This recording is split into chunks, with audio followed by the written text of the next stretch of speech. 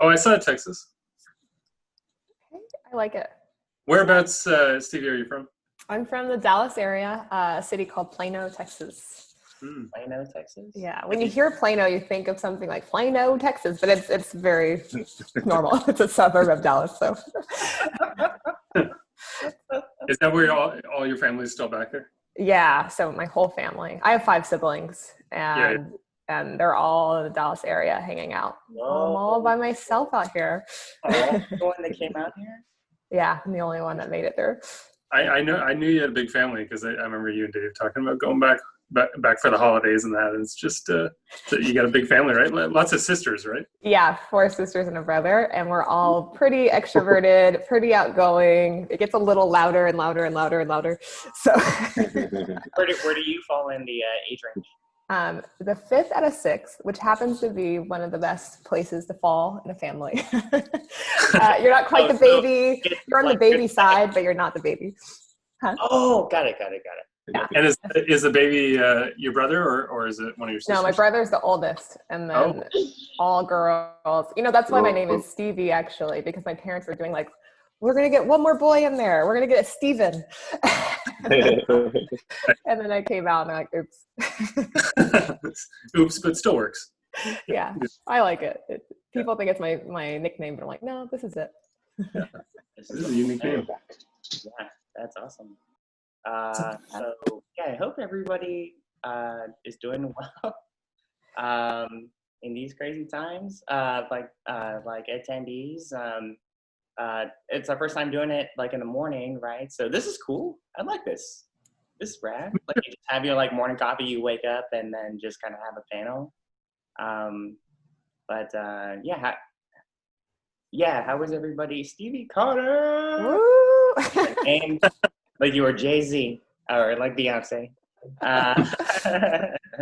What time is it in the UK? Stevie. Hey, what's up? This is fun. That's really fun. Everybody got their coffee ready to go. Yeah. I gotta say, with Stevie in the house here, you almost don't need coffee because she brings the energy all the time. I know. Even when I was even this morning, like, I'm tired. I hope I have the energy. And seeing you guys, I'm like, let's do it. Let's talk.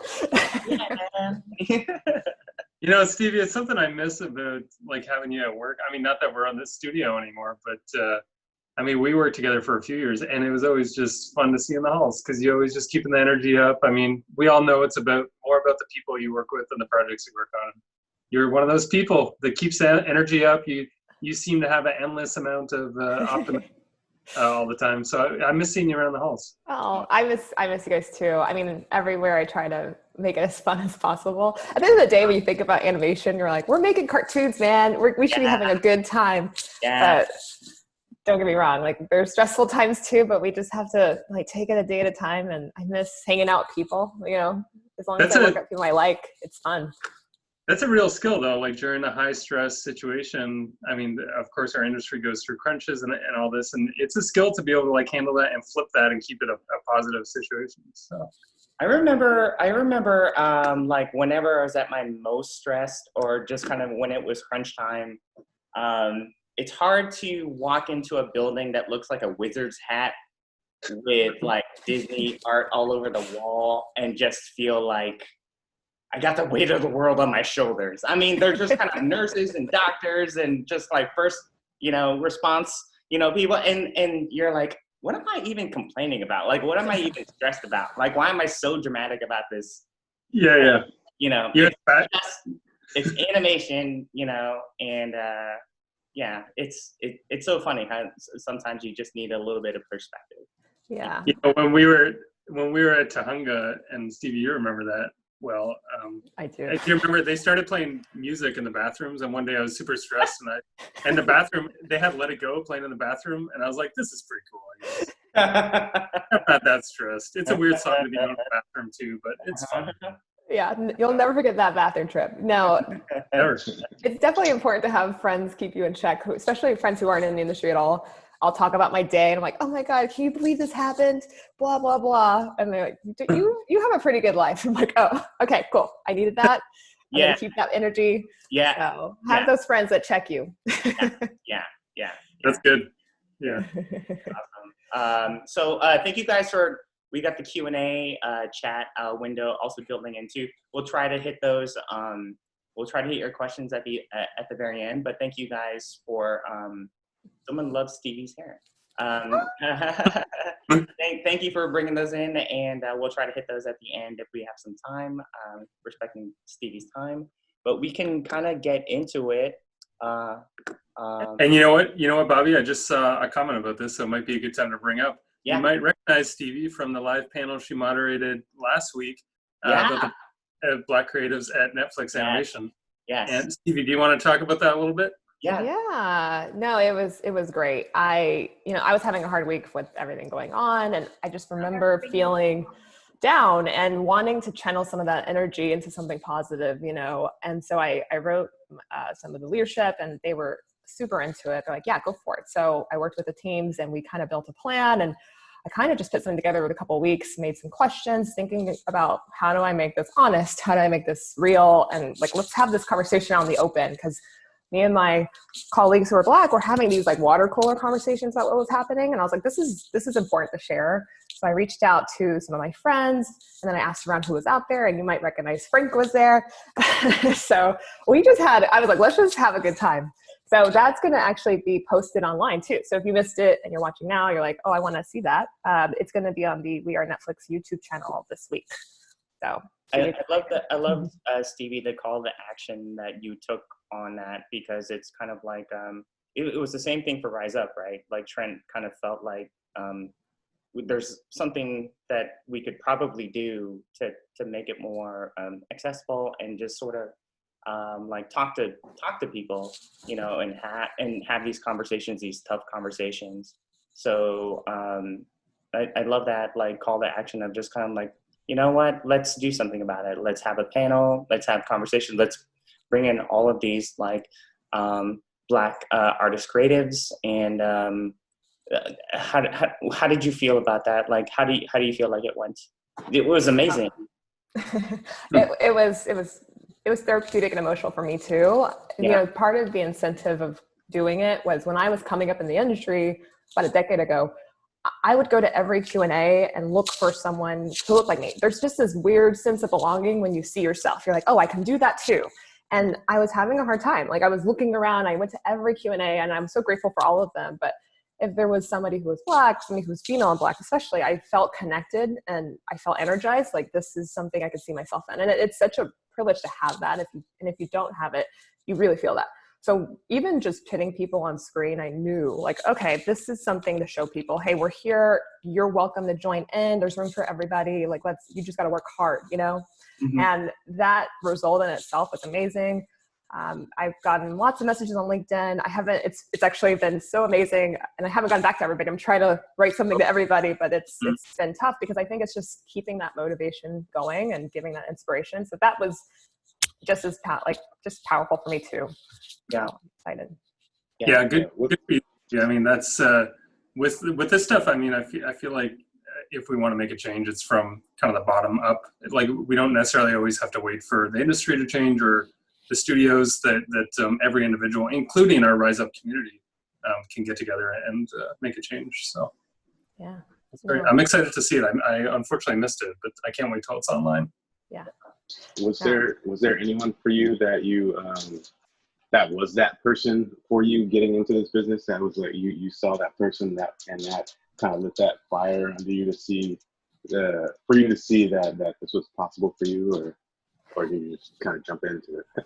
Yeah, I mean, I think it was the industry at first. So I'll kind of back up too, because I didn't know about animation yet when I first started. I didn't even know it was a thing that I could be a part of, because I really was, oh, you have to draw. You have to know how to do the technical. I don't have a spot there. And even when I saw a PA role, I was so used to live action. I just thought, okay, a PA, you might have to do something in animation. I was just truly naive about it. So when I got into the business, yeah, I was looking for people who looked like me, who were interested in writing and creativity and having a voice. And then I started to really connect to, a few people. Even through Disney, I found people I looked up to. Even before showrunners who were people of color or women, like, yeah, I was naturally gravitated to those people. And I wanted to work there, you know, like anytime I saw someone, I was like, I want to be with you. Like, I want to build an empire with you. So it definitely happened, but to be honest, I still think we need a lot more options. You know, I think there's opportunities. I think there's people who are up and coming, but I think, you know, we can make change on all levels. And my goal is like, how do we provide change at the top, at the middle, at the bottom? But that takes time. So that's why I want to start these conversations now. I have them wherever I can. But you know, it's been just a process to find too. I mean, and I'm just being specific because I come from a lens of being female and Black. And I think that that's a group that we definitely can cultivate more of and bring in. So, yeah. And if anything, I want, you know, my hope is one day I can be that for somebody, you know, and hopefully it's just like, hey, if Stevi can do it, but I can do it. And let's just keep working on that. Yeah. So yeah. it's been awesome. You know, I think you already might be that for a lot of people. So yeah, this is, yeah. Stevi, just to touch on what you spoke about there, you know, not knowing a whole lot about animation, but wanting to work in the field, but kind of not realizing that you could get in even if you didn't draw. I think we have a lot of people applying to Rise Up that are in that same boat of like, I don't necessarily draw. I have a lot of creative talent. How can I apply that to a job in animation? Like, what was that moment of realization that was a job? Yeah. So, you know, the LA story is tricky. And I think you see people and you think, oh, that's just something that happens. You fall into position, you move your way up. But for me, I didn't know many people. I knew friends I came up with. So it's always important to know your network of friends now, because you guys are going to be working together, coming up in the industry. You're going to help each other out. But really moving to LA, I didn't get to go right after college. I came from a family where I've worked since I was 14. Actually, I think I worked since I was 12. I lied about my age to babysit because I was so tall. So I was like, I need to hustle. I need to make that money. So I was always knew I had to work, and I knew, and my family all works really hard. Everybody works hard in school. So I knew I had good work ethic, and I knew I wanted to be in entertainment, but it was something I didn't realize was super accessible. So I started to just think about moving to LA. And while my friends after college I went to UT, University of Texas, Austin, Hook Horns, and my friends were leaving to LA right after. I actually had to save money, and I had to kind of be humbled on myself and realize like, hey, LA's expensive, and I don't want to go out there and not be able to make it. So I stayed an extra 2 years. I worked not in the industry, kind of found segues to get to the industry. So I just kept my North Star and was just committed to, I'm going to try to pick up skills on the way. I'm going to learn something, even if it has nothing to do with entertainment. This could help me in the industry, whether that's like giving a presentation or understanding some sort of business or financial. So I ended up doing, I was a TV sales coordinator, and because it had the word TV in it, I was like, oh, good, that's good. I'll start there. And so I worked on like selling advertisements, and I kind of understood how each show's ratings had a certain amount of money for commercials. And I was just helping out, and you know, it wasn't what I wanted to do, but it was just the word TV made me excited. And finally, after a couple of years, even before that, I did other jobs. It was a hard time. The recession was really bad then. And so I finally just moved, and I didn't have a job. I had a lot of work ethic, and I just realized I'm going to be nice to everybody. You know, I'm just going to be a nice person. I'm going to work hard, and I'm going to just give it a shot, and I hope it works out. I didn't have family out here, so I just had to really rely on friends who were amazing and let me sleep on the couch and try to figure out where I was going to work.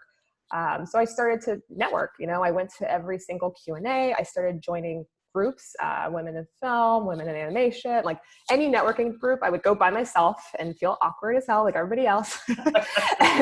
But I would talk to people. I mean, if you know me, you know I can talk. So I would just be like, hello. And it wasn't about just getting networked. It was, for me, I truly wanted meaningful connections. I wanted friends, you know? So I was just looking for people just to connect with, not thinking about what can you do for me, but really just how can I build a community so I don't feel alone out here. So that was kind of first intention. And from there, actually, like people can really feel that genuine excitement. So I was doing temp work.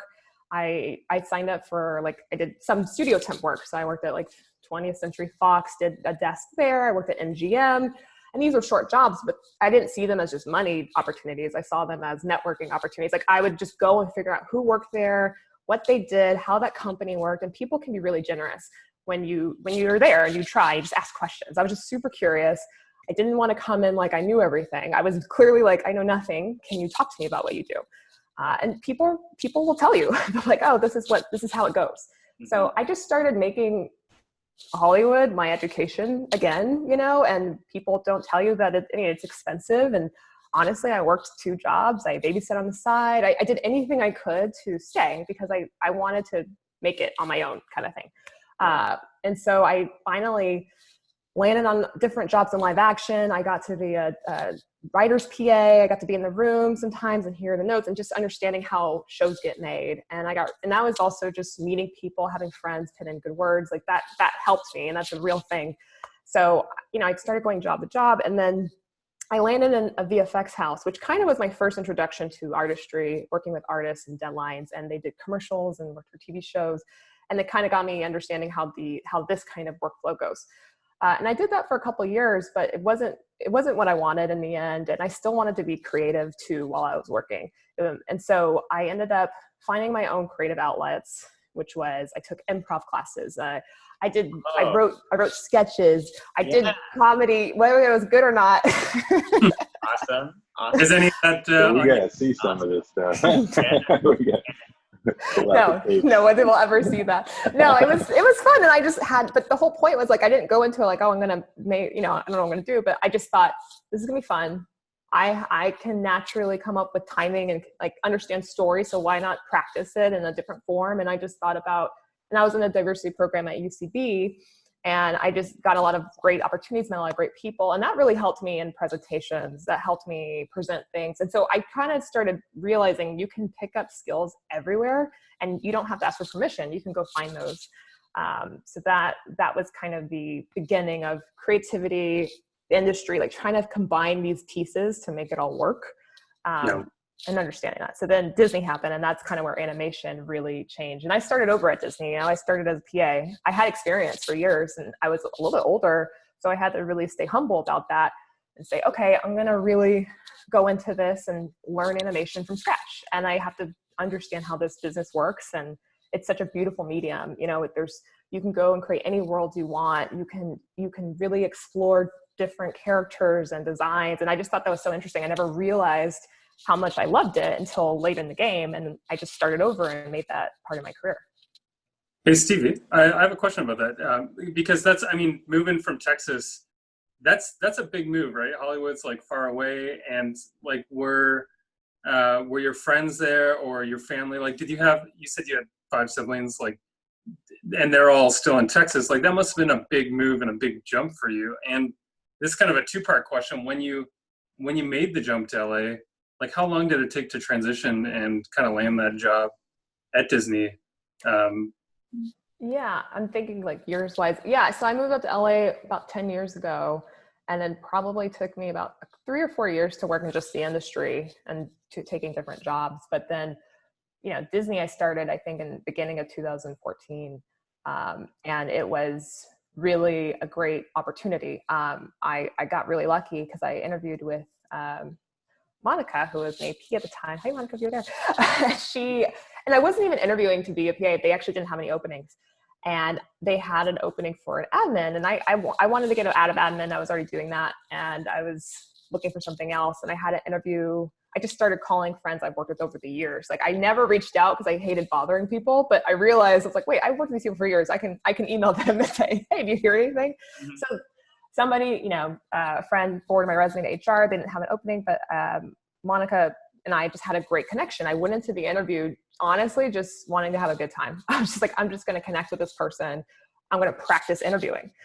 Interviewing is an art, and as someone who interviews a lot of people now, I completely understand, like, you really do need to kind of work on those skill sets to how do you connect with someone quickly. And so whenever that happened, she and I just had a great moment. She's like, what do you want to do? And I was like, I want to produce and write. At the time I was producer. That was what I said. She's like, okay, well, let me figure this out. So she made a call really quick, and immediately I got a PA interviews. I interviewed like 14 people that day. And to be honest, they called me the next morning and they're like, what do you want to do? And that was such a weird story. And I never would have had that happen if I just didn't keep my mind open to it, just being open to opportunities. So And to be honest, at the time, I already was working in the industry. I didn't want to take that job because I was like, well, I want to move. I'm on the trajectory for something else. I have experience. But what I needed to do was just stay humble and start and put in my time in the animation space, you know, and work really hard. I've done a lot of different things, but I came in there with a smile on my face, pin those words, yes, right away, have a good time, learn everything I could. I had mentors on the way. You know, you can't do it alone. Like, that is the truth. You got to find your advocates. You got to build those relationships and make those authentic. And then from there, you really have to just work hard and show people that you can do it, you know, that you can do anything that you put your mind to, no matter what the job is, even if you don't want to. I think the misconception coming out of the industry is that I'm going to start with my dream job. I'm going to like just go out to LA. I'm going to make it big. And I'm going to make, you know, you see your friends on social media and you're like, oh no, I'm behind.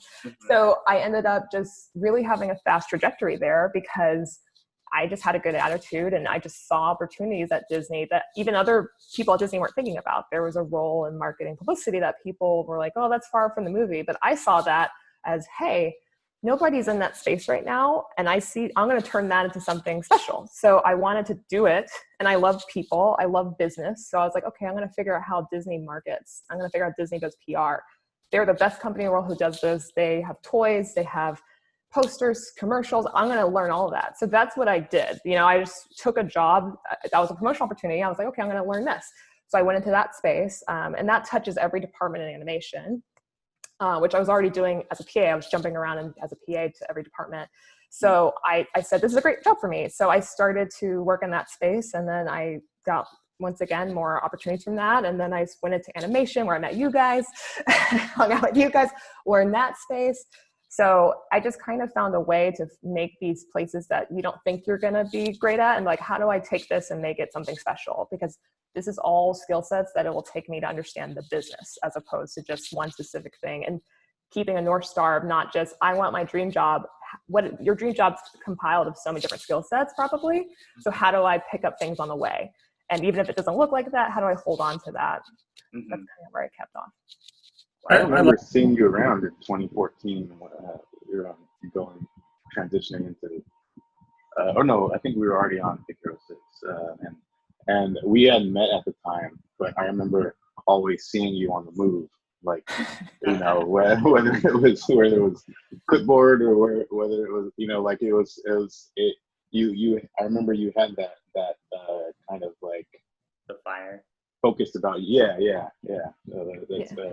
It's cool to hear now, like where that led, and you know, after I left, seeing where you went, and then with you know, what you're doing now and stuff. So that's yeah, definitely. It definitely was. I was always I'm a little bit of a hustler, so I'm always running around. I'm always talking to people because I just like staying busy, you know, and I like trying new things. I think I just want to just keep learning all the time. I'm still learning all the time, but you know, I'm always having conversations. I'm always interested.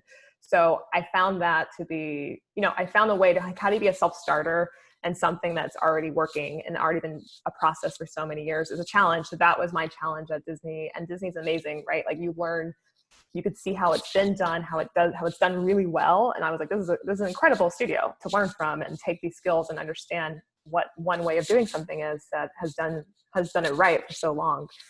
So. Stevie, I think that's such a good lesson because I think you're right. It's social media, everything. Just the misconception is you get out of school and you get your dream job, but there's like years of hustle and hard work that goes into that. And then sometimes, like you said, you have to take a job where you feel like it might be a step sideways or backwards, but it's a learning opportunity. And I love that about you, that you're just kind of always looking for how can I grow? What job is going to help me kind of learn the most? So that's a huge tip. Yeah. And never think that it's too late. You know, I think that there's this falseness that we have of rushing into like, okay, by this time I'm going to have this done in my life. And, you know, it's okay to try. You can go 20 years in the career and just decide, I don't like this, and life's short. So figure out your next move. And you probably have more skills than you realize working in any field. Like there's some things that translate across different industries. So just figuring out how to use those and tell people you have them. You know, like the other part is you have to work hard. You also have to work smart. You have to be able to communicate what you do and find those advocates and build authentic relationships where people notice, you know, and then sometimes you get to a place where you might not be able to grow, and that's an honest reality, you know, and you have to make that decision. Do I stay at this place? Because there was jobs before Disney, that I was like, am I in the wrong place right now? Yep. Is this the right place? It's scary to go back out there and start over, but you have to bet on yourself more than anybody else. Mm-hmm. Yeah. And then, so with Stevie, all that you learn now, I'm curious, like, you had all those experiences, and it's kind of fun to look back at it like our younger selves. So, like, is there anything that you know now that you didn't know when you first got into the industry that you would, like, you know, give yourself some sort of like words of advice on that sort of thing? Yeah, I think it's the flip side. The industry felt scary, much scarier. I think I anticipated the worst. I was like, Hollywood's going to chew me up and spit me out. And then I got there and I was like, oh, everyone's cool. And the one thing I would tell myself and people listening is, you know, it's scary because you think everyone has the answers already. You know, you see these amazing heroes of yours that are already so far in the career and they're making really strong, amazing decisions and they're having these huge hits. But the truth is, and I'll tell you, you know, even now, I work with so many filmmakers in my past and present that are just figuring it out too. You know, it's such a collaborative process that I think I didn't realize how collaborative it really was, and how much we all work together. And even if you're working on a film, even though you're not maybe directing it, you do have a voice, and you have to find ways to really contribute. And, you know, you have to be smart and know where it makes sense to contribute. But it's a collaborative experience. And I think what the secret is, we're all just figuring it out, you know, and we're doing our best. And and I think that's what you don't realize when you come up. You know, you think that you got to get to this perfection, but it's actually better to be humble and say, I don't know everything, and listen, and don't feel like you have to ask all the questions. Sometimes my greatest learning experiences in the industry was just watching people. I worked with producers and I work with people now that I just watch. I don't ask them how they do X. I just look at how they carry themselves in a room, look at the questions they ask, look at what they're paying attention to. When I was in Anim Dailies at Disney with you guys, I would practice giving notes to the animators in my head. I'd be like, okay, here's what I would say. That eyebrow's a little too high. It looks a little off. So I didn't tell anybody. I was secretly judging you guys. I was like, oh, no, that's not final. But no, seriously, I practice notes still. Now I say them out loud. I'm like, pretty sure about that. But I would just practice my craft, even if it was just for fun, you know, just to see, like, what is my opinion of this shot? Like, what's my opinion of the story? Doesn't make it right or wrong. It's strong. It was just my journey of how do I have my own voice? How do I have my own viewpoint? So that was fun. Was that, out of curiosity, Stevie, was that on Zootopia or Moana? That was on Moana because I was in animation all day. Yeah, you know what? I feel like we need a separate panel where we all just watch Moana together and you talk about all the eyebrows that are too high. I did. I had eyebrow notes on that. I would give notes. I was gonna ask, like, I had a question from a production friend of mine, and she was really curious about, like, your transition from one big studio to another big studio, and what you learned from, you know, going from one to another, and what are some of the things that you experienced, you know? What do you think, Stevie? Oh, absolutely. So yeah, and I feel very fortunate to work for two amazing studios in my career. So when I was at Disney, I wasn't actually looking at that time. It's funny, right? Like you just kind of live your life. You're like, this is good. And then you get a call one day, you got to really think about those differences. So I was talking about going into development at the time. I was really excited because that was a space I wanted to be in. It was closer to my creative North Star that I was always going to, and I was getting closer and closer. And then I got a call from Netflix. And I have friends who work there. I was already curious about them, but they called me up, you know, saying they're starting a studio. And would I be interested? And this is almost 2 years ago. So this is early Netflix. And no one even knew it was happening. And I just was really fortunate. Once again, you know, I I stopped and asked myself, I'm happy here. This is really great, but I'm wanting to learn different things, and there's no wrong answer. So I just decided to talk to people. I will talk to everybody, So I was like, I'll just go meet them. That's how it always starts.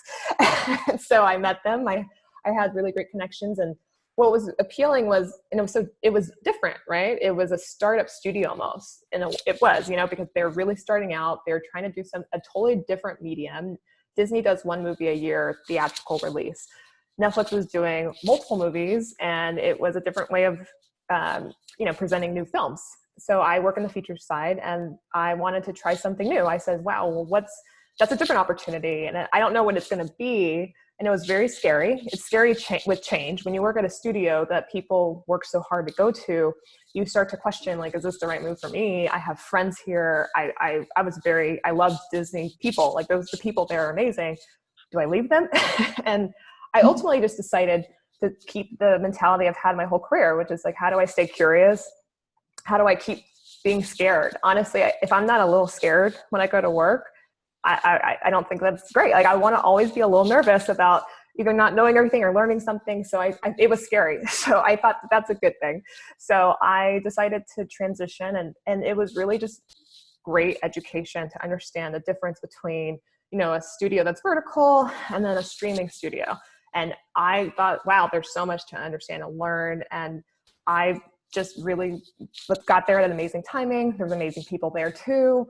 Everybody has been wonderful. So I started working there on the corporate side, on the studio side, which was very different from being on a film. Working with you guys day to day was amazing and fun. This was working on several films on the studio side, which is a different way of working. So I wanted that experience because I was like, well, maybe that's the way to go. So I spent some time there, and the cool thing about something that's new and early is that there is opportunities to start molding it to something. So I actually molded my current role from the first year I was there. I was on the production exec team. So we do the entire films as from the studio side and work with producers. But I loved working with filmmakers. And I remember Chris Williams, one of the directors of Moana, was starting around the same time. Yeah. And me and him just like clustered together. We're like, hey, let's work together. Let's make a movie together. So, and it was early days. Like I was figuring out, it brought me back to my startup days in VFX. Like I was like, okay, let's figure this out. Like I'll just jump in. And that was what was really cool, was that there wasn't a way of doing something yet. So that was what was appealing. Like I would have a say or a voice in how we do things, and we'll figure it out.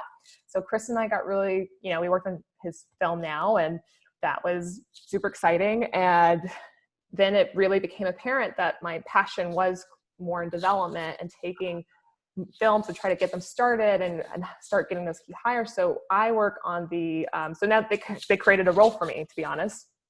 Wow. And it was great. I focused strictly on development and getting movies up and going. And I work with filmmakers, and we work together on finding the look and the tone and just kind of keep it moving in that space. And it really it's still my passion right now, and that's what I'm doing. That's incredible. Yeah. Yeah. I mean, I love too, Stevi, about you that it seems like you love to be thrown in the deep end and just like figure it out. Just, go into a scary situation. I feel like that's something we can all relate to, is just, as soon as you get comfortable, throw yourself back in the deep end and figure it out. Definitely. Yeah, I feel like it's like an addiction to growth. That's what it boils down to, I think. Because that's what it leads to. That's being scared and coming out of that, and then looking for other ways to learn, and being thrown into like it's the end result is all that the growth and elevating yourself, and kind of making yourself stronger and more prepared for the next thing, to just keep Yeah. Totally. And I know sometimes it's about the hustle and being nice. I keep saying that. I'm like, be nice to people. It's about having a good time for me, but also the work is hard. And to be honest, like some of it is being at the right place at the right time. I'm no fool to think that, things just kind of happen, and I'm really fortunate, but I also don't want to lose it. When I get those opportunities, I want to do a really amazing job at that, and I think that there's something ingrained, especially in underrepresented people, where it's like, okay, I have this opportunity. I want to make sure I don't mess this up. I want other opportunities for other people. So I got to do the job twice as good. Now, is that the best way to condition ourselves? Like, I don't know. But for me, it was something that I do put that pressure on myself, and I don't think it's the way we shouldn't have to work twice as hard. We should work hard, but I think that that's something that there's a weight that you feel that's real. So I think that taking that and realizing that that's something that you can spin to a positive and really work hard. I try to reach out to people. I try to keep people motivated who are coming up. Like it's a constant reminder to yourself to just not give up. I'm really fortunate that my dad and my parents, my mom, they are so optimistic as people. I grew up in a house where I wasn't allowed to say the word can't. And I remember I said can't, my dad's like, you're grounded. I was like, what? But, and I look back and I'm like, wow, that was an amazing, like that moment when I think about my parents and my family being so encouraging. It is something that I'm really lucky to have. And I had to hold on to that. I was my worst critic.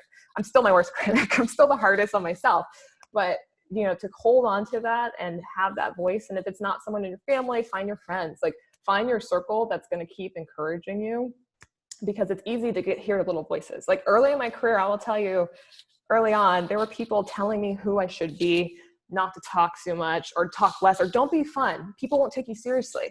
And I was like, oh, okay, I'll be a robot. Like I will never smile again. And I thought that was good advice. I was like, okay, they're in the industry. I shouldn't talk ever again. I shouldn't smile. I shouldn't make jokes. And then one day I remember I had like PTSD and I went to a company and my boss at the time, he was like, what? I said, can I have a fun time here?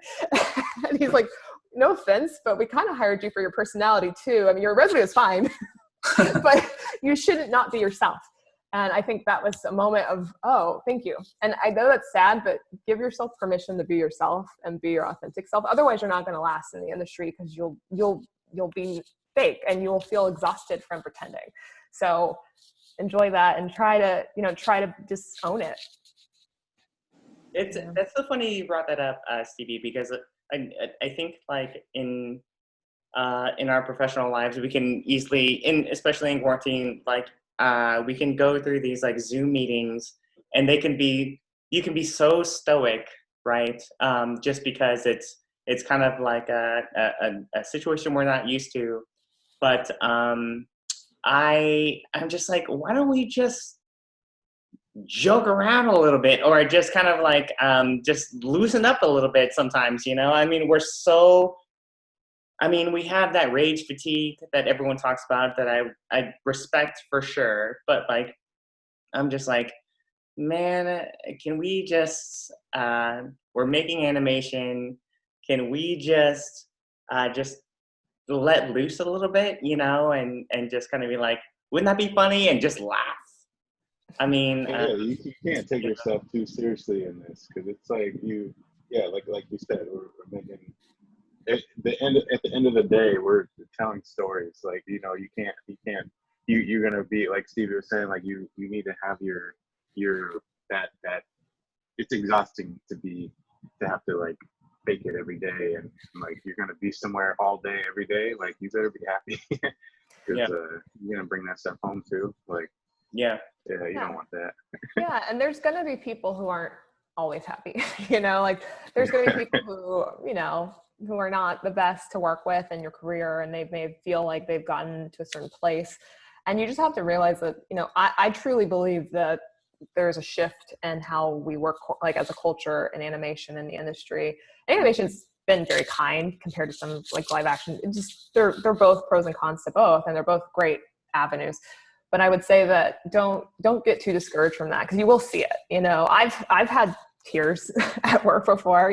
I've had somebody say mean things, and I just had to remove myself emotionally and be like, you just tell yourself the little pep talk of they're going through something, has nothing to do with you, and you just have to like own that and realize.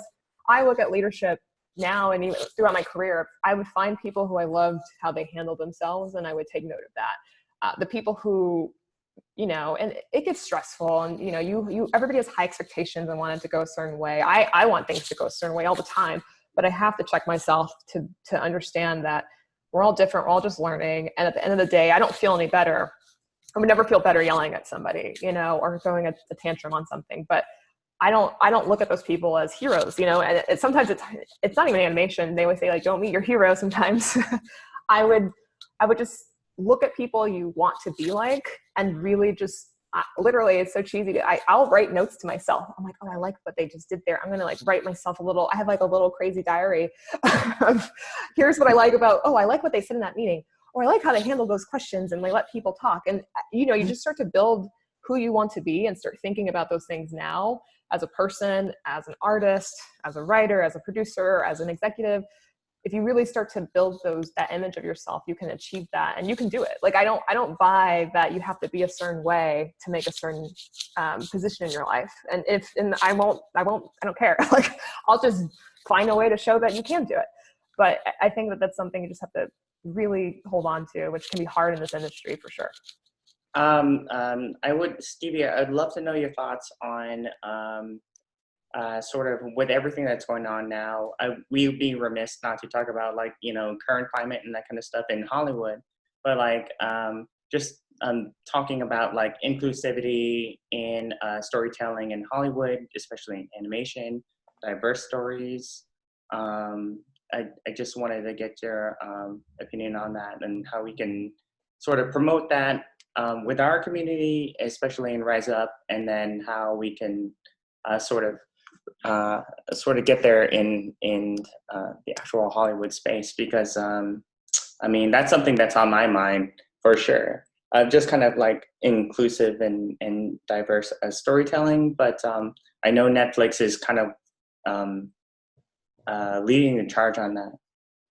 Yeah, I think everybody's, you know, it's always unfortunate when you think of like how we have to get to these like breaking moments, but we did, you know, like it's been an emotional process for me for sure. And I needed to take care of myself first, you know, and understand like, how do I get to my comfort and my mental health of what's happening in the world? And then how do I bring that energy into the workspace? And I started to look internal first, you know, of what can I do? Even if your impact's small, even if your impact's large, like how can I bring a certain perspective and this important issue that I'm very passionate about? And in the past, it's really been mentorship for me. Like, how do I give back? How do I try to make change in the industry? I try to take people on. I try to talk to people who are curious and coming up. But then now I think what's amazing about right now across the industry is that everybody's at this boiling point of we need to really make change and we need to figure out how to do it. You know, Netflix has been wonderful because it's such a global company in terms of the access to Netflix. So we've always been talking about how do we make the best movies for everyone? How do we get to a global audience? And the world we live in is diverse, you know, at the end of the day, there are stories that we need to see for everybody. And I talked about this at the panel, but I'll repeat this. Is, you know, it's such a amazing feeling that you don't realize you missed out on when you don't see yourself on screen. You know, when you can always enjoy a story, but when you're growing up in the psychology of a child, if you think about it, not actually seeing their story told, like what does that impact on you? And like, you don't even realize what you're missing until you see it. And I think that feeling that we're starting to see through Hollywood in general, right? You're starting to see stories be said and movies make money. There was this old sentiment that if you had a Black film, it wasn't going to make any money, or it was a very targeted audience. And I didn't understand that. I was like, you know, emotions are universal. Feelings are universal. Everybody can connect. And to be honest, I was getting bored of seeing the same thing every day. So I think what I realized was, you know, everybody collectively has to ask, why not do this? Like, why not take chances? And how do you tell those stories? You tell them authentically as you can. You know, you bring in people who want to be part of that story, who want to see themselves represented in the way that they want to be, you know, and it's a constant conversation that everyone's having. And I think the reason why I think it's been slow in general, more of like the industry, is because people just are scared because they don't know how to do it right. You know, there's this fear of, well, if I do it and I do it wrong, then it's going to be a problem. Well, you know, like I said, if it's not scaring you, there's probably something wrong in the first place. I love feeling a little scared. So you know, it's just being humble and asking questions. And even if you don't know, you know, it's okay to not know how to represent something correctly, or the pressure of feeling like if I make this movie, it's representing one group forever. You know, like the truth is every underrepresented group has all types of stories, all types of genres. And I'm very excited for the idea of underrepresented groups being in a sci-fi Western. Like, why does it have to be any other way? You know, or a really weird murder mystery, but it's in a different place of the world. Like, why can't we start blending those genres? And I think that that's a piece of the world that we're really going towards. Holistically, I think everybody is really thinking about this, and I think it's an exciting time. And we all enjoy movies. I don't need to see just Black people either. I want to see all cultures made, like all movies done. So I think that that's the direction we're going in. I think animation has a really unique opportunity to really reach all people, adults, children, and really give space to see yourself and have those early images of your child, like of your life, really start to reflect the real world. I think as kids, they want to know what their friend's journey is. How fun would it be if you don't see yourself, but you're in kindergarten and you see this other person in the story and you're like, oh, we all have our own stories. It's just a passion. And I think more people are feeling that way. We just have to keep talking about it. We just have to keep holding ourselves accountable. We just have to keep, asking the hard questions. Why does this character have to be this race? Like, can they be a different, or, like, how do we cast this person? I think those are questions that we never really, as a group, thought about as deeply as we can now. And that's exciting. Like, I think it's going to be great. That's awesome. Well said. Hey, Stevie, do you find in your role that you've kind of created for yourself at Netflix, is that a space where you can communicate and ask those questions? Yeah, I think that that's what's so exciting about having a voice in your career. When you first start out, it does feel tricky. Like, how do I ask these questions? How do I get called in? And I think people have always been open to hearing my voice. Don't get me wrong, but it's the comfort of your own internal representation. I don't want to say something and represent a whole group of people. We're not monolithic. We're different people. We have different opinions. We have different experiences. So that pressure was heavy, but I started to grow in my career and realize that I just have an opinion and I can talk about and ask questions. I'm not saying how it should be. I'm just saying, let's think about this as a collective and understand. So yeah, I think all the filmmakers I work with are inspired to do great things. And I think, yeah, we just have conversations and talk about it. And I have an opinion, and we'll say like, hey, what if we tried this? What if we changed up the background of this character? What if they went this direction? And I think that that's the excitement I have because, it's all connected. I'm always looking. So part of my role is also to hire, initial story artists and biz dev. So it's the first images of the movies I work on I'm part of that process. And part of that is tied to the script. So everything is impacted together, right? The script can inform the visuals can inform the script. And that's the amazing part about developing something, right? It's back and forth. And so I think that those questions now, I feel comfortable. I've gotten into my agency of, okay, I have a perspective. I've seen things done. I have opinions. I'm not saying they're right. I'm not saying they're wrong. I'm just saying, here's a point of view. Let's have a conversation. And I want everybody to take away the fear of asking, because I think it's worse to not ask. I think even if you're uncomfortable as an artist or filmmaker, to just ask innocently, like, hey, can we just talk about why this character is the way it is? That's great, because it starts to cultivate ideas and reasons. And it's always going to make the story at the end of the day better, just by talking it through and understanding, hey, I can be more intentional about my choices.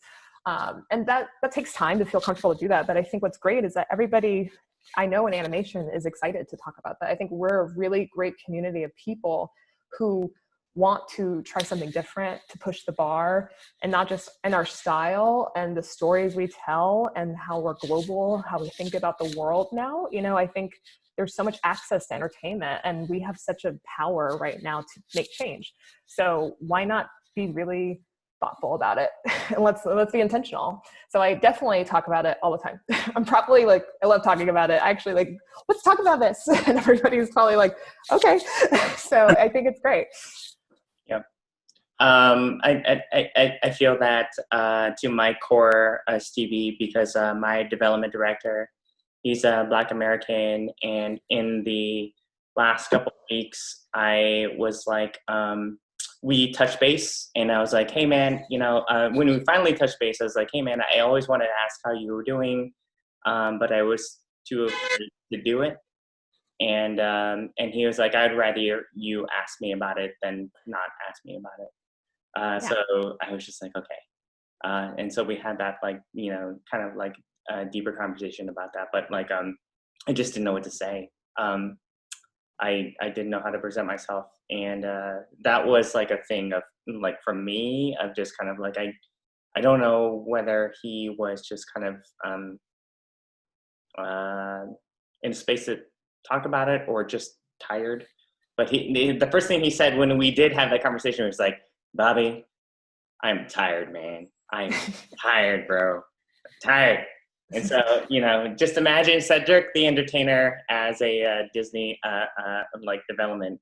He has the same charisma and same humor as him, and he's as outgoing as Cedric the Entertainer. But that's my dude. Didn't know how to approach him. Yeah, and you know, the truth is, like, everybody has. I personally have a want to talk and make change, and that's where I get my energy. Is how do I make impact, not just in my day to day, but could I have some impact in the world? And that's exciting. And then some people make impact in different ways that you don't see, but maybe they're not wanting to talk about it, you know, and maybe they don't want to represent a whole group of people, and they shouldn't. Like, you don't have to do anything you don't want to do, especially if you're coming from an underrepresented community, to take that on. I think it's important to understand that you can do and heal and figure out things, and you can be tired, you know, and take space for yourself. But you find your own way of making communication. So I think it's always great to, you know, as if whether you're an ally or you're also underrepresented as a community, to understand that people have their own space, and allow people to feel comfortable to come in. So, you know, for me, it's always about creating a safe space. Like, I want people to feel safe talking to me, because I do want to talk about it. I'm okay talking about it. And if you don't want to talk about it, and I can read a room, I can tell if somebody's not interested in talking about the conversation. It just depends on what the reasons are. But I allow people to not contribute too, because I think at the end of the day, like, you have to take care of you. And I'm never going to call upon someone to fix a problem, you know, that I could fix, or you could fix, or the director could fix. I think it's important that we all step up and we all own, you know, a little bit of that representation responsibility too. That safe place, Steve, you're talking about, like, I mean, getting the confidence to speak up in any room can be difficult, especially if it's a uncomfortable conversation.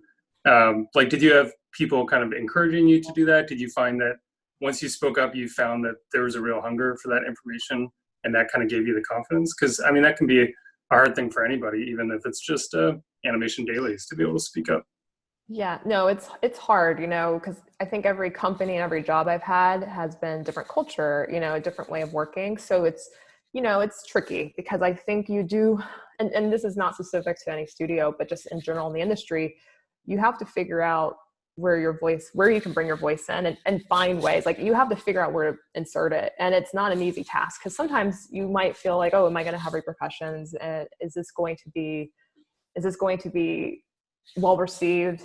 And some, you know, I've had an experience when I was in live action. I had a voice. I was really excited about it. This is a true story. I was really excited about it, and it was live action, and I was like, oh, I'm going to like bring something up that's super relevant and interesting. And I was very new in my career, and they were definitely like, okay, good job, like, go away. And I remember, like, I went into the office and I heard them kind of joking about me, you know, and it was so heartbreaking, you guys. I remember and they came out, they didn't realize I was already in the office. They're like, oh, and I was just like, oh, and I just made them comfortable. I was definitely sad, and also just not many people looked like me on the show. So it was my first lesson of being really scared and actually hiding that from everybody. And it actually probably took me a couple of years to understand, no, it's okay that they did that. They've been in the industry for many years, and I'm sure that was a way that was not done in live action. So I learned that, okay, I shouldn't talk in rooms. But that was a mistake, you know, and I think that's the key you have to remember, is that there's things that happen that you just have to realize that particular person doesn't like the way it is, but doesn't mean that you are any less valuable. And you have to really hold on to your confidence and realize, like, no, it's okay to talk in these meetings, but you have to read the room, and you do have to know. For me, my thing was building trust in myself with my colleagues. So if I worked with a producer, if I worked with somebody, I wanted to make sure they understood I worked hard, and kind of I earned my voice in my head. Like, okay, I've known this movie, I've worked on it. They know that I'm not just somebody coming in and not having a real point of view, but I made sure I was thoughtful. So I did do it cautiously. And I'm not saying this is how you should do it or you shouldn't do it. I'm just saying that it's hard. And I still struggle with it, right? Like as a person, just as a normal person, like, hey, how do I contribute and be additive instead of just, you know, having a voice just because I want to say something? And I think that's the balance that we all have to face in the industry. So I just say, don't get discouraged if you feel like it, but know that it is an art and it's not easy to be in the room of people who've been doing this so much longer. You know, it's really just, I personally try to give space, right? I try to ask people like, what do you think? Or, hey, does anybody else want to jump in? And I think that's the best leadership. And if you don't have that, understand that that may not be the workplace you're in. But for me, I wanted to find a place where I could work and be asked my opinion. And I would say Disney's super collaborative, Netflix is super collaborative.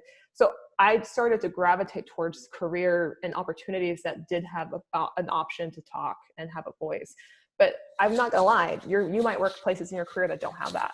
And you have to decide for yourself, is this where I wanna be? Is this the kind of job I wanna be in? Or do I need to let this go and try to go find something else? Because Hollywood's not the dream of everywhere. Yeah, and that's a tough balance too sometimes, because it's like you're picking between two things that can have a big impact. It's like you pick the one because of its, you know, the prestige of this place may help elevate your career, but it may not be the best on a personal level. And this is going to bring you, you know, happiness every day, but it may not be the thing that's like, you know, that big that's going to propel you where you want to be. And it's like, well, which one do I be happy, or do I do the thing that's going to strategically make me happier later? Or like, you know, yeah. You have to really ask yourself what you want from your life. You know, it sounds like very dramatic, but I do. I'm like, how do I want to look back on my whole life? How do I want to look back on my career and what was really important to me at the time? You know, is it having this, is it just being part of the creative, being part of a studio, having my own work shown? Like, these are different avenues that people take. And you have to decide if you're really about the work culture. Are you really about what you're actually doing every day? Are you all about the people? Are you about the money? You know, like, those are all very different things, and you may not have all four. All fair game. Yeah, and they're all important, but you know, it's hard to find all of them. So I definitely just think you just have to evaluate your answer, and you can ask all your friends for all the advice. You can get, everybody's going to tell you what you should do. But at the end of the day, like, you have to choose your path and your avenue and be happy with it, because you're the one who's living with it. So. Are there any times where you've had to kind of pause and reevaluate if the industry was for you? Because I know there's been some roadblocks where I've seen people actually leave the industry and then come back, or like, you know, it's because, you know, regardless of what's going on, like, you know, just that pivotal moment of like, is this the path, or have you always kind of like, you know, this seems like where I want to be. You know, it may be different spots within this industry, but this is it. Yeah, no, I mean, I think the industry is interesting because, you know, I've come in and had an idea of what I was doing in the industry. Like, okay, I'm going to go do this one job in the industry. So at the beginning, because I didn't have all the options and I didn't have enough savings just to hang out and figure it out. So I was just trying so many different avenues, but there were times where it was hard, where I felt I was always able to get a job and work hard, but I wasn't always able to stay happy in my jobs, you know, and that's when I was early coming up. You start to question, is there space for you? How long are you going to be in this cycle of the hustle? It is tiring, you know. I had 2 jobs for the first half of my industry, and first after my time in Hollywood. I babysat, I did side gigs just to kind of live a normal life. Cause yeah, it's not a great paying gig in the beginning. So you really have to decide, is this all going to be worth it? And when I first started coming up in the industry, I actually was getting job offers outside of the industry. Like they were dangling things like real money. And I was just like, wow, should I just give up? And it was corporate, or it was cool. And you know, I knew I could have success, but I had to ask myself, like, okay, I could do that, but why wouldn't I just have done a different career in the beginning? Like, why would I go do that now? So I had to really hold on to enough belief in myself and believe enough in the future to really put in the work and the tears and the stress. And it was hard. There were times where there was one really hard time in my career where I wasn't sure what I was doing and I didn't want to go back home. Like going back home to Texas was failure in my mind at the time, and it doesn't mean you're a failure though. But in my mind, I was like, oh no, I'm going to move back. And what am I going to do then? I won't know. But the truth is the industry, you don't have to also love what you don't. If you think you're going to love something and you don't love it, that's okay too. Like you just have to decide once again for yourself, like what's the best option for you. I just chose to stick with it. I was like, there's going to be a light at the end of the tunnel. I have to believe in this or I won't believe in the universe. I don't know. I was like, this has to work out. And I decided to let go of that pressure I was putting on myself. And this all sounds really cheesy, but I really did. I was like, I have to just not put expectations on myself that are so hard to achieve today and just look at it as I'm going to meet really cool people. I'm going to hopefully tell cool stories one day. And this is when I wasn't in any kind of storytelling. It was more business oriented, VFX and commercials. And so I was just really having to hold on to that piece. And it was dark. I remember spending a full year in a job that I didn't want to be in, and having to come in every day because I didn't want to not pay rent. So that was the hardest year of my career. And I just got so desperate one day that I just said, okay, I'm just going to start asking people if they know anything. I should have asked them years ago, but perfect timing. I guess it all led to this. But I just got really to a point where I was just like, I'm just going to ask people if they know anything. And I just didn't want to bother people. But the truth is people, like I said, they're generous and it all worked out. But you hear and you see people in positions that you admire. You just think, oh, how did they do it? They just kind of worked their way up and got it and it was easy for them. Why is it hard for me? And I'm here to tell you, I had a hard year. I was really down and I didn't know if I was going to make it, but I knew I just needed to keep trying. And I started turning down jobs because even though I didn't want to take another bad path, So I just waited, and that was when I transitioned to Disney because I was like, well, that's totally different. I'm going to learn a lot. So but it took time. It took me a long time to get in. So yeah, the moral of the story is definitely do it for the money then. Get rich or die trying.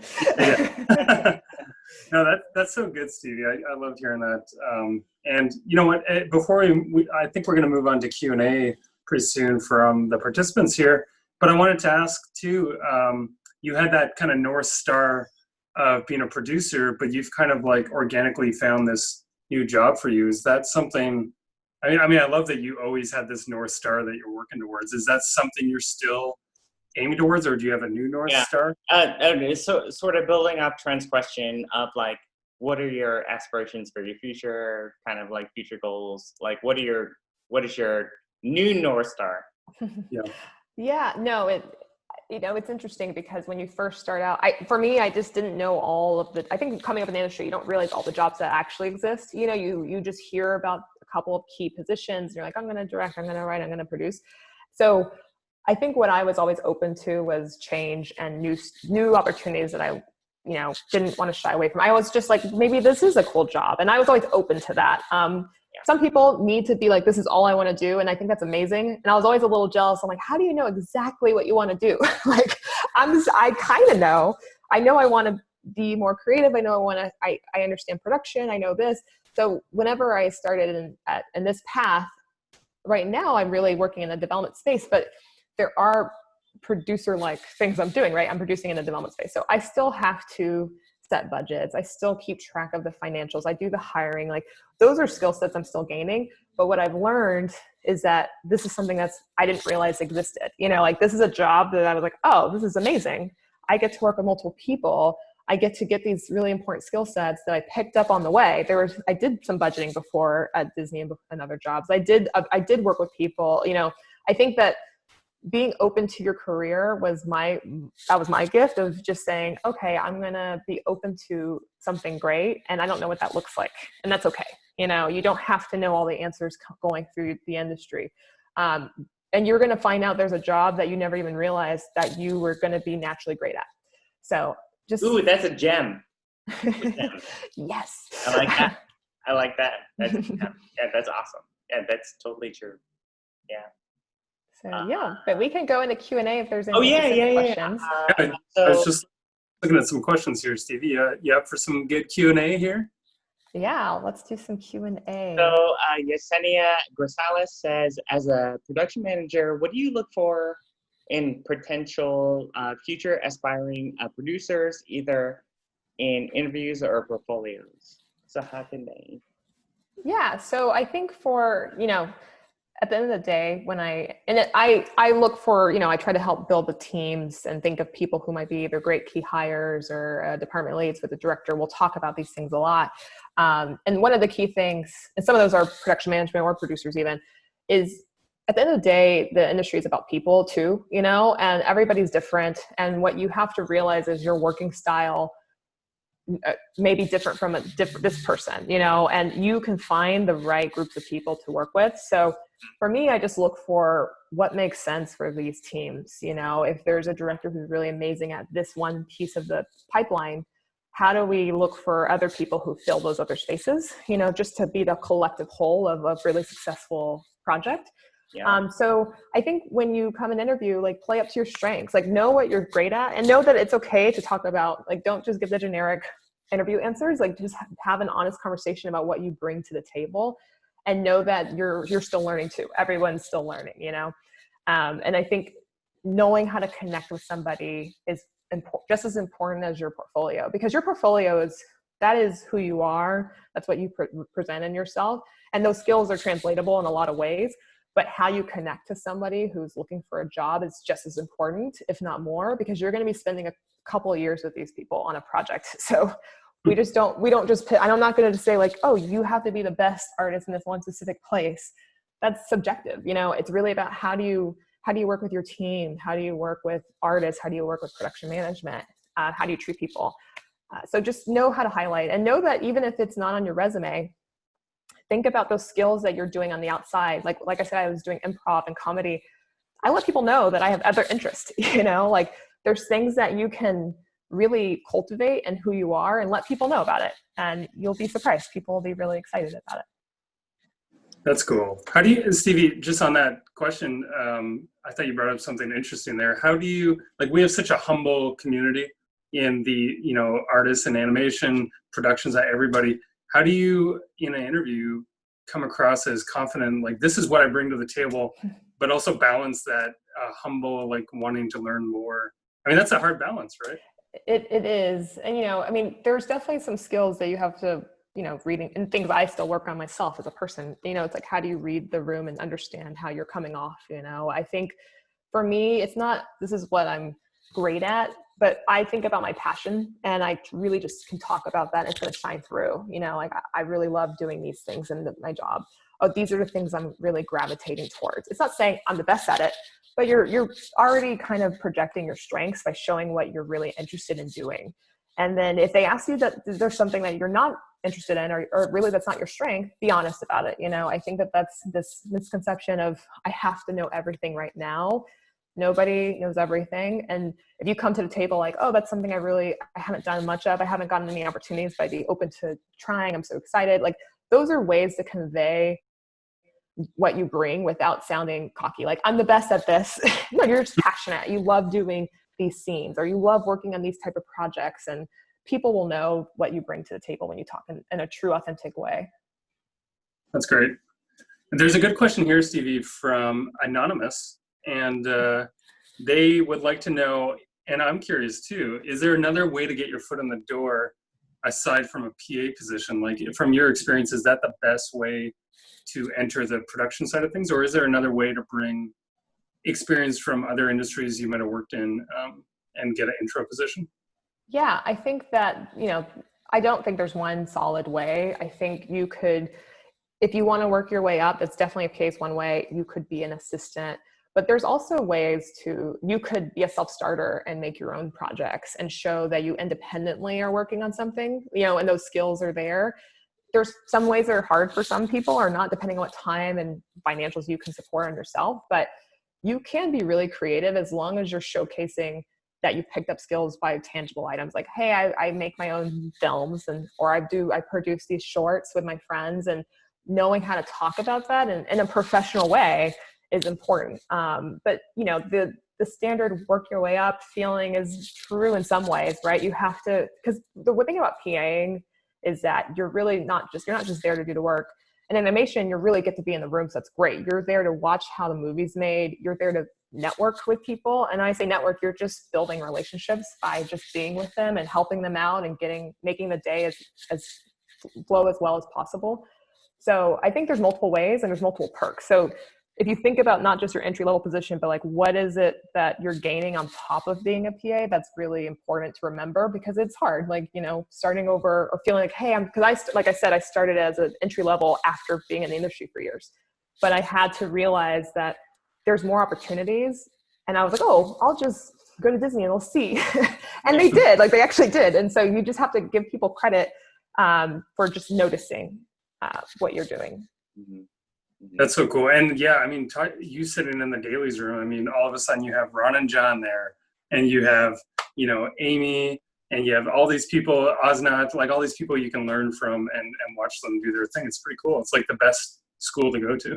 Yeah, they don't teach you the things that you want to learn in school. They just can't. You're learning the craft and you're learning kind of that end of the time, like that's North Star job. Like that's what you're learning around school. Like, what do I want to do? But when you're in working and making a movie, that is the ultimate education, And like I said, I didn't always ask people to help me learn something. I would just watch them. There was producers. I would just sit and see how they ran a room. And I was just happy to be in the room, because that's the truth. It's hard to get in the room in the industry, in every industry. So once you're in there, that's where I talk about using your voice. Like if you have a voice, you don't have to use it to be noticed. All you have to do is just see how things are done and do a really good job. If you're a hard worker, people will notice you.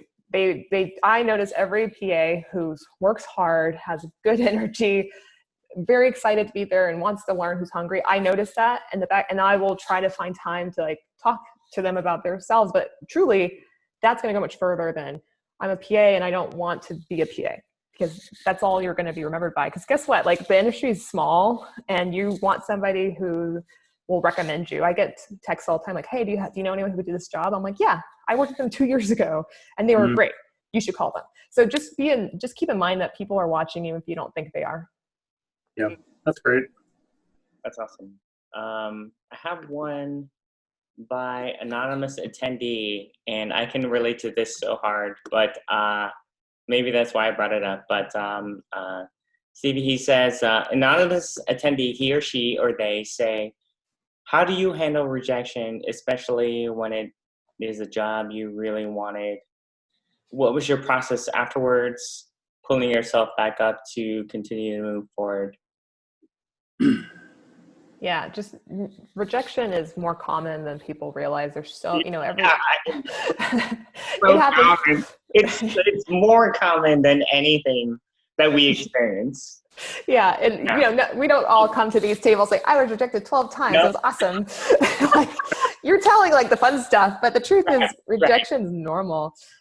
And there's this misconception that you are rejected because of who you are, you're not good enough. It is literally not that. And sometimes you have to tell yourself that the reality is maybe you just didn't know the right person. That happens in Hollywood and it sucks, but maybe they had a friend that got it. It has nothing to do with your skills, or even if it's the truth, and maybe it helps you feel better that it's not just about you, it's not personal. Or it wasn't the right timing. And I've had jobs I remember one job, I was so excited, and I interviewed and I felt like me and the interviewer, we had like a 2-hour interview. We were so pumped. And then in the end, it didn't work out. Well, that was probably 10 years ago. And she and I have been in touch ever since. And it was a whole deal. I'm sure there was things behind the scene that I didn't know, and it ended up going to somebody else, but she kept me in mind for a job later. You know what I mean? And you just have to remember that it's not, things work out if you still work hard. There's other doors that open, and it's cliche, but it's so true. Like every door closes, another one opens. It does. And you just have to keep that. The hard part for you is keeping the positivity and the belief in yourself, like not bringing the jaded feelings of being rejected to the table, because you have a fresh meeting with every person you meet, or every, a first impression with every person you come across. So trying to just give everybody a fair shot of knowing who you are too, because the rejection thing is so common. Like it's not even personal. Yeah. Just know that. Oh yeah, so common. Yeah, and we're not even actors in Hollywood. I know.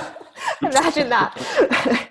No, it's definitely something that I think when you see enough and then you get to, like, I've been rejected a lot in my life, you know, and certain, not a lot, but there's been times where I was really pumped and I get excited about something and it didn't work out. But I look at my job today and my life today and I'm content. I'm like, oh, that was good thing that didn't happen, because I might have gone this other path that would have been less exciting. This worked out the way it was supposed to. You just have to really hold on to that belief. Mm-hmm. Mm-hmm.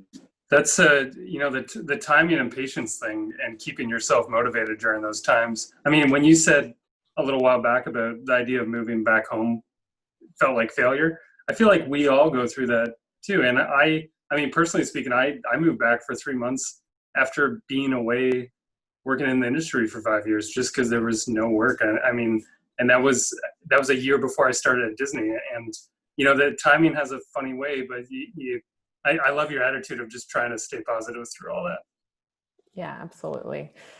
Yeah, it's so, and just know that it is a small industry. So keeping a small group of people that you can talk to about these things, that'll keep you in mind. You never know, you might work with someone now, and then in 10 years from now, they might have a job that's the dream job that you knew of, you know, so just keep it up. And, you know, I think we say network, I'll talk about networking constantly to people coming up in the industry, but it's also just having relationships with people in the industry. I really believe it should be more authentic. You know, I get a lot of messages, to be honest, on my LinkedIn and programs, and people will say, hey, this is what I need something, right? And I think that, imagine somebody getting a ton of messages. And first of all, I can't take unsolicited scripts, so I can't even respond to that. I just don't look at things and ideas like that. So that's something you should know about how the industry is.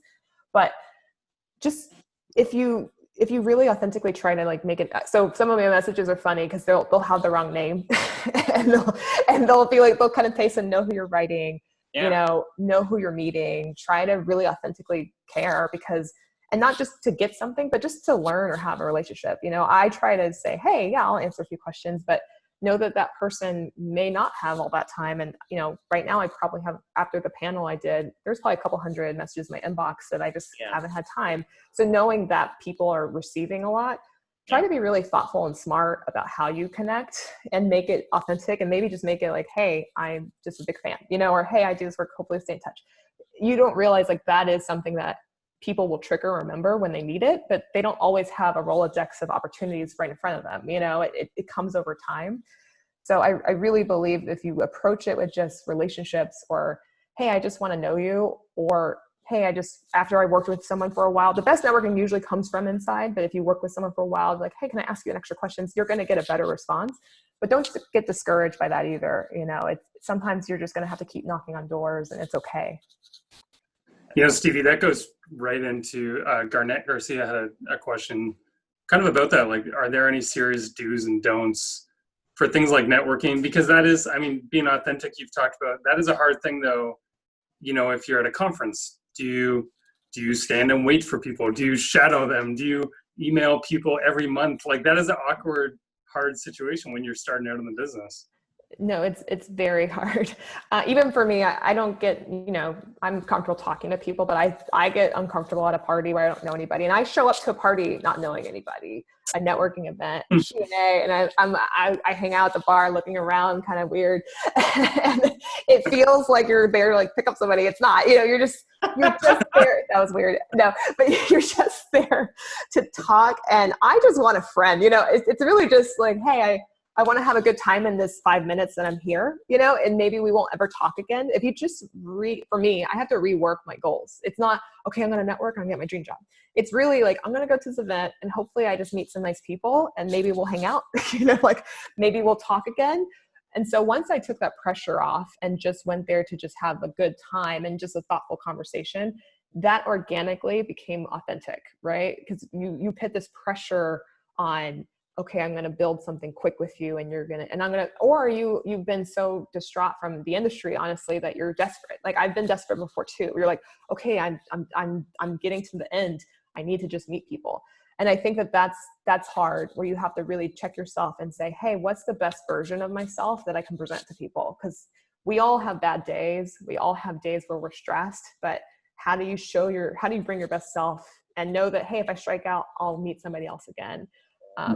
It's a lot of self-motivation, it's hard, but if you put in the work on your own happiness, then other people will they'll come toward you, they'll find you too. That authenticity is huge. And I mean, that's what I remember about you at Disney most is, I mean, you were so good with the artists. That's such a skill to have. And it didn't ever feel like you were just coming to be like, hey, how you doing? By the way, where's your shot? It's due tomorrow. You were actually coming to say like, hey, I'm your friend. Let's hang out, that sort of thing. And that's refreshing. Yeah. I think that's, it's just going back to genuine connections, because you'll gain just as much if you meet someone in the industry who can give you advice, who can just talk to you, even if they can't offer you a job or a connection. So I really just want to have a good time, at the end of the day. And trust me, work is stressful at times for everybody. There's days I come in, I'm like, okay, we got to do this, we got to do that, we got to do this. But I try to remind myself to take even a moment to just have like, hey, let's have a quick personal connection. How's everybody's weekend? Oh, that's cool. And then you learn something and you're like, great, let's all get back to work. There's an art to it, and it's not easy. And it goes back to practice. Even for me, I love communicating with people. I feel like that's one of my strengths. But I still had to be conscious about how I talk to people and realize that at the end of the day, it's more fun if we both just connect. Trent, you're working hard in animation. I need to make sure the shots are done on time. We already know who we are, but let's just have a fun time while we're doing it. And when you ask me, you're not thinking, oh, Stevi just needs this from me. You're really just like, oh, she's doing her job, but it's easier to have people help you when they like you. So that's a good sketch. Make sure you're likable. But no, I think everyone can do that. Awesome. No, that's cool. That's a great thought. And I just want to ask, we can end it here because we're coming up to like an hour and a half, but we all want to know, Stevi, like, what are your aspirations for the future, career goals, or like what you see yourself doing in like 5 years? Also, I'm gonna throw in that question too. What is your highlight in the industry? I mean, what is that moment where you're like, I can't believe this happened. I can't believe I was there. I can't believe I get to do this. Do you have a moment like that? Yeah, I think sometimes things don't hit you when you're doing them. You just start to forget and you're like, oh, I'm going to work and do this job really well in this space. But I think even recently, there was a moment, honestly, the panel that we did last week that will be posted next week. Yes. It was a moment where I realized that people got something from it and I forgot. I was like, oh yeah, like there's things that we do as in our career that we forget can mean something to more than just yourself. And that's when I say it was therapeutic. My heart was so full after, because I was just like, wow, that felt good for me. Because I got to be honest. Yep. I got to talk the talk and tell people how I really felt, but also I worked myself hard enough in the career to really be in a position to ask to do something like that. I was at a company that supported it and was open to it. And I had that position to ask, and it worked out. So I think I still have that today. Like, I think right now I'm still in that space of, I get to work with people and make films, and I get to get films started and moving and understand how to make a movie. And that's been a long time. I got to say that North Star, I'm finally seeing the star. And I think now it's about what's next is really, how do I keep going and how do I get in a position where I can bring more people along with me and make those choices at the top. And so I'm going to take over the company. No, I'm not. I laugh now, but you're going to do it. You're going to do it. Awesome. Yeah, I'll see you guys soon. No, I think that it's just staying, how do I get to a place where I really, and everybody's working, the industry is all working for each other in a weird way. You're working for your audience, or you're working for a studio, or you're working for, so I think at the end of the day, I want to be in a position in my career where I have true impact beyond like my expectations. I think that's exciting. And I think I'll always be part of storytelling. I think that's the part that the huge check mark of like, I'm part of the storytelling, and I'm just helping out from from a development production point of view, but that I feel part of that process so much so in my day-to-day in my heart that I'm very happy and humble about it. But now it's how do I get deeper into that phase, and how do I have a voice that really, I don't have to check myself, like I could just say, I'm going to make great change. I mean, I know this is like the dream of all of us. No, I love it. I love it. I love Okay. it. I love it. That's amazing. Wow. That's When really you become leader of the world, president of the United States, and run Netflix, Of Netflix. will you still come Can you back and talk green with light us? my projects that we're pitching to you? Remember, you did this. You promised here. Totally. Yeah, everybody watching, I have all your names. wanted I will. change. You're all greenlit. No, yeah, I will always try to communicate, but we'll see. I'm feeling now like I'm like, stay humble. I'm taking over. No, it's Take it gonna. over. Take it over. No, I will always try to. We'll always stay in touch. This is industry small, and we'll all be aligned and together for a long time. So it's exciting. Yeah. Yeah. Someone said, don't forget your roots here in this humble Zoom meeting. Yeah, I keep Zoom by the Queen rules. Like I keep seeing all there, Queen Aw. Stevie. There we go. You guys are hilarious. I know. I like said that. That's the only quote we pull out. Like Stevie's. Yeah. No. Yeah, we'll start the panel that way. Well, thanks everybody for and watching. I'm so freaked. Oh, sorry. Trent, go ahead. You know what? I sorry to interrupt. I was just going to say that the panel you did with Netflix, we'll definitely post on the Rise Up too, because it's such a great panel involving both of you, and we'll get it out there. So if you're looking for it, we'll post a link to it. Yes.